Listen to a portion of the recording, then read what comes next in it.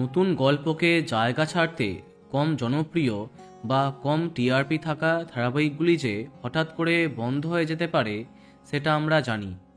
জমজমাট গল্প, নায়িকা মাঝপথে পরিবর্তন, সব কিছুর পরেও আটকানো গেল না। শেষ হচ্ছে অঞ্জনবাবুর পরিবারের গল্প।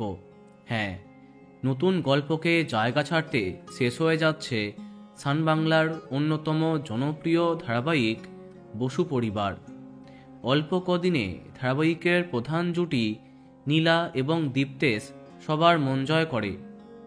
প্রথমে নীলা চরিত্রে যাকে দেখা যায় তিনি শ্রীমা ভট্টাচার্য, কিন্তু ধারাবাহিকটি আরম্ভ হবার কদিনের মধ্যেই শুটিং চলাকালীন একটি বড় দুর্ঘটনা ঘটে যায়।